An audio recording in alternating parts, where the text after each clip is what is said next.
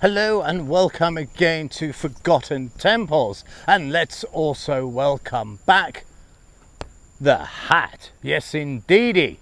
Now then, I'm at Daun Mea, now I believe that's how it's pronounced, and we are in the Angkor Wat complex again due to those monsoon rains. Now I've never been here. There's so many temples here. There's one there and one there. It's like Sambal Prayer Cook, they're just everywhere. But it's got me quite excited because it reminds me very much of my smaller temples, the forgotten ones that I much more prefer. Although this is in the complex, it is kind of forgotten because it's one of those ones that's just brushed aside. So he's going to be an interesting one. And I'll tell you what else is also interesting, and that's what's been in the news. Now, do you know I mention occasionally about landmines? Well, they just keep going off, and unfortunately they keep killing people. This here is a very recent, this week in fact, news article about Battambang Bong, where a farmer was killed, another one injured when a landmine blew up in his fields.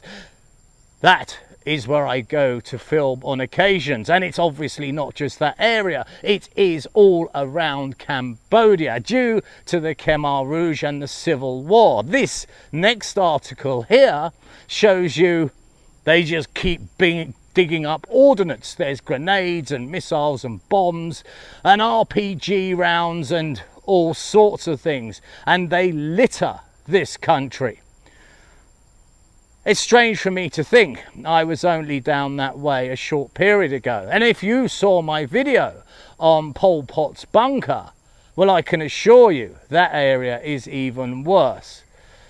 These newspaper articles only fortify me to say, you know what, B, you may have the world's greatest hat, but you're not the world's smartest man. The only thing that can help you is to use a bit of caution. So I am very cautious indeed. But I thought that news would interest you because it gives you an idea of what I'm battling. Today it's the humidity. It's absolutely awful. But that doesn't matter because look, we've got an absolute treat I've never seen before. So as always, come with me and let's see what we find.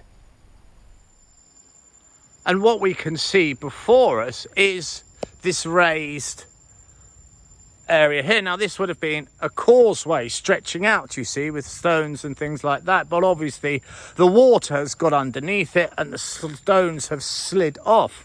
And do you know what's worthy of note? That opening shot with that beautiful green river that was full, I mean, absolutely chock-a-block with tiny little frogs. It's those scenes that I see when traveling that absolutely amaze me. I mean, I'm just dumbstruck as to how beautiful nature is. It looked like some sort of mystical land, didn't it? And that's only enhanced when you come round the corner and see things like this. I mean, for goodness sake, haven't I got the best life in the world?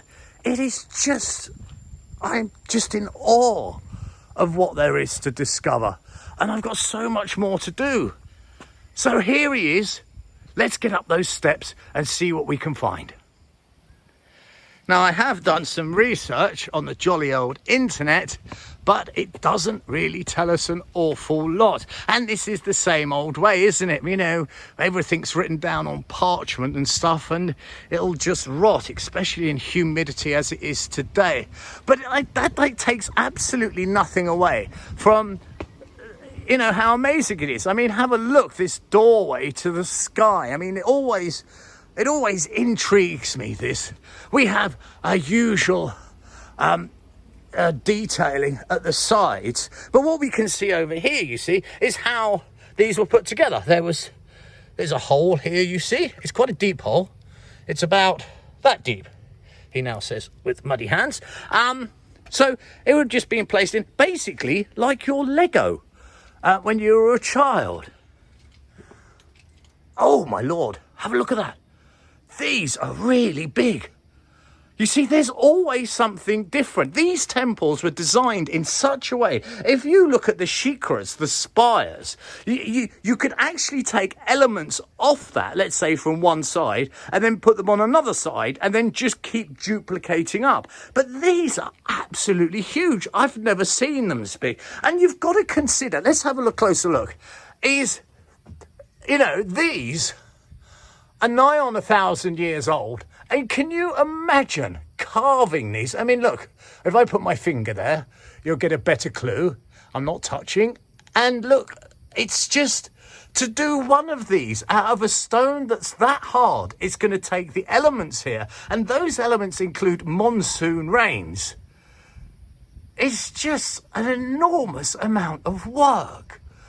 And we can only imagine, actually, that some nutter would come along and say, oh, if you run a needle along these grooves, you can hear the ancients talk or something.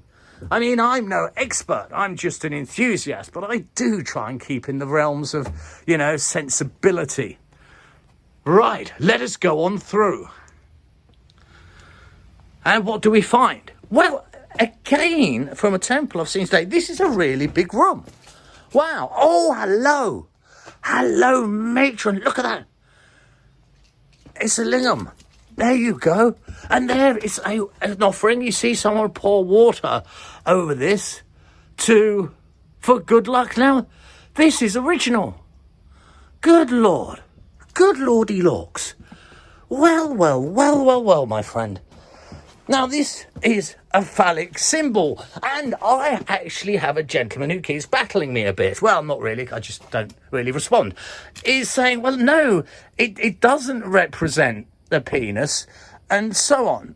But I'm afraid it does, because reading from reputable sources, mine was actually an Oxford professor, he says, well, it's kind of not really the done thing to say, this is what our ancestors were worshipping, and it's more a generic symbol of life itself, and it's not really a gentleman's love pole. It's something else, you see. And I can understand that, but it's just not right, because it was a centre of worship. And here we can see an absolute beauty of an example. And the only reason it probably wasn't carted off is because it's just too big. I know how he feels. So let's put the linga behind us, the representation of the male penis, and putting it behind us won't be that difficult for myself, because I went to an English all-boys school, and I've just spotted something. Oh, good Lord. Nagas, let's go down here. Cobras, my friend, who are beneficial to man. You see, that's what they say. Because what these are half man, half cobra. But from the Hindu religion, they are seen, they can be seen as being of good luck. Can you see them? Look. And you've got to remember, these things have been sitting in the jungle for century after century, and they're still looking absolutely grand. And there's not just one, there's another here. I mean, these are the sort of things that usually would be in museums. But here, they just litter the floor. And it's not just Nagas. Have a look over here. We have a warrior who's just poking his head out of the dirt, you see. I mean, when I say the floor is just littered, I mean littered, because let me just take a few more steps, because here's another Naga. Now look at that. You can really see here that he's a cobra. Look at the width here, you see. Look at that width there. You could tell he's a cobra. And he's one of the things that I'm actually, after landmines, the second thing I'm most afraid of. Because they're a very aggressive snake. Now, as we move on, I'm going to let you in on a little secret. Usually I travel an awful long way to see temples. I've done 17,000 miles in the past few months. It's not even a year. Well, this time, my next temple is there. For once, I'm not going to have to haul anywhere. I can walk to it. But let's conclude what we're doing here, because this one it's not the usual. It's in the tourist area, yeah, I'll give you that. But look at it. No, it's not one of the common ones because it's not one of the big grand ones. But there's an awful lot of beauty and an awful lot of engineering here. It is, and it's just, as I say, I'm looking around me off camera and I'm just seeing yet more faces and things popping out, staring at me. Here's an absolute beauty. Oh my God. Have a look at this. Look at this stone. This is one piece of stone. That honestly is bigger than what sits atop of the uprights at Stonehenge. That is absolutely colossal. And it is here I've decided to bring a stop to this video, because it is this that has literally captivated me. Yes, it's so absolutely wonderful to be surrounded in these stones, and I look around me and I can see stone faces and stone snakes peeking out from the greenery. But it's this Goliath that has really caught my eye, because it tells us so much about the people, not the mythology they're trying to tell you with their carvings, but the dedication and the skill. I mean, come with me and have a look at this. I mean, the best way I can show it to you is by putting my arm here. I mean, look at it. It is an absolute monster. But they took on the task and they succeeded. Now I'm going to dash up here to hopefully give you a better idea. This is the best camera angle I can get due to this tree being in a way. But up here, it's even bigger.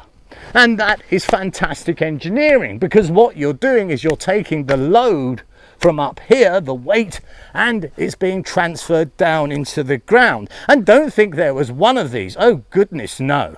There was another one here, and that's what I'm in fact sitting on.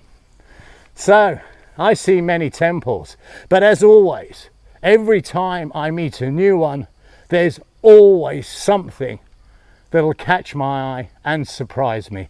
And this is an absolute beauty.